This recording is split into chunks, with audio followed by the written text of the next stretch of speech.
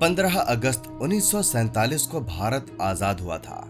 इसके एक दिन पहले की रात 14 अगस्त की उस आधी रात को हिंदुस्तान में जो हुआ उसने देश के इतिहास और भूगोल को बदल कर रख दिया। दोस्तों, तारीख थी 14 अगस्त 1947। आज से तकरीबन 76 साल पहले चारों तरफ गहमा गहमी का माहौल था। एक तरफ लोगों के अंदर आजादी को लेकर उत्साह बढ़ता जा रहा था, मगर दूसरी तरफ अखंड भारत दो हिस्सों में बंटने की तैयारी पर था। समय रात के करीब 9 बज रहे थे। बिजली की गड़गड़ाहट के साथ दिल्ली की सड़कों पर जबरदस्त बारिश हो रही थी। अलग अलग जगह से आकर लोग रायसीना हिल्स पर इकट्ठे हो रहे थे।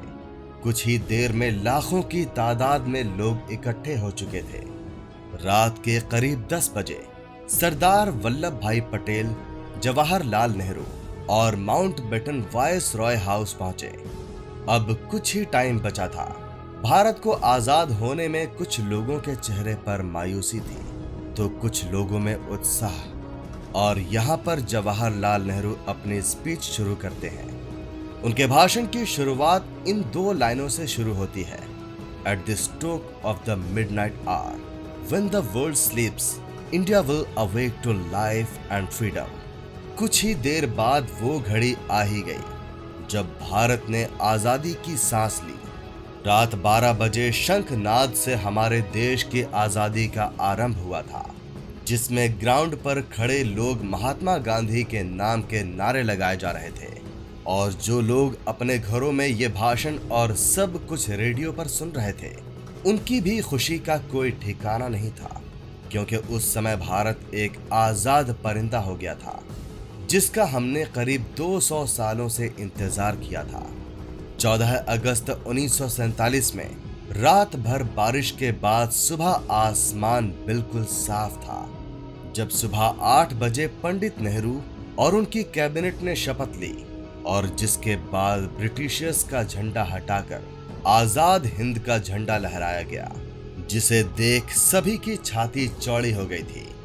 लेकिन अब हमें वो झंडा दिखने लगा था जिसे हम सालों से देखना चाहते थे। जब राजधानी दिल्ली में आजादी का जश्न मनाया जा रहा था, उस वक्त महात्मा गांधी दिल्ली से हजारों किलोमीटर दूर पश्चिम बंगाल के नोवाखली में थे और राज्य में शांति कायम करने का प्रयास कर रहे थे।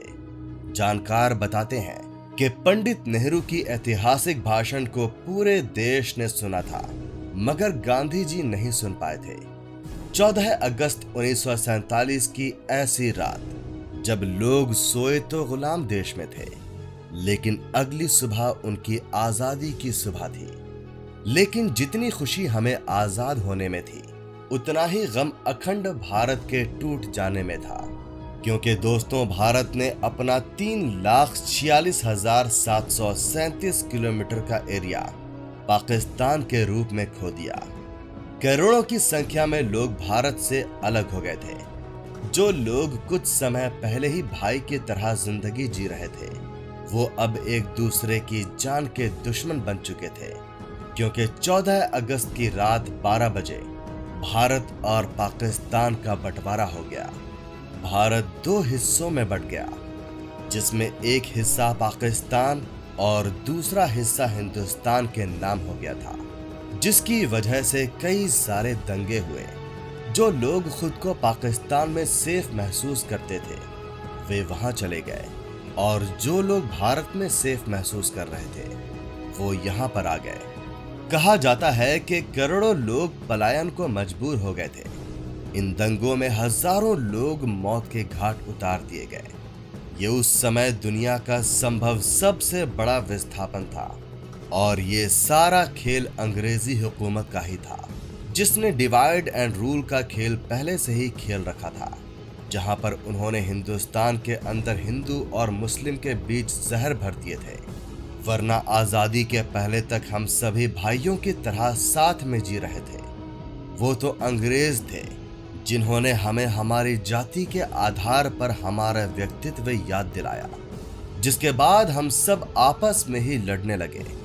और दोस्तों, हिंदुस्तान और पाकिस्तान के विभाजन की सबसे बड़ी वजह ये भी थी कि मोहम्मद अली जिन्ना देश के पहले प्रधानमंत्री बनना चाहते थे, लेकिन पंडित जवाहरलाल नेहरू को प्रधानमंत्री बनाने का वादा महात्मा गांधी पहले ही कर चुके थे, जिसकी वजह से मोहम्मद अली जिन्ना ने अपना अलग देश मांगा और इसी वजह से ये सारा फसाद शुरू हुआ जो 15 अगस्त सन 1947 में खत्म हुआ।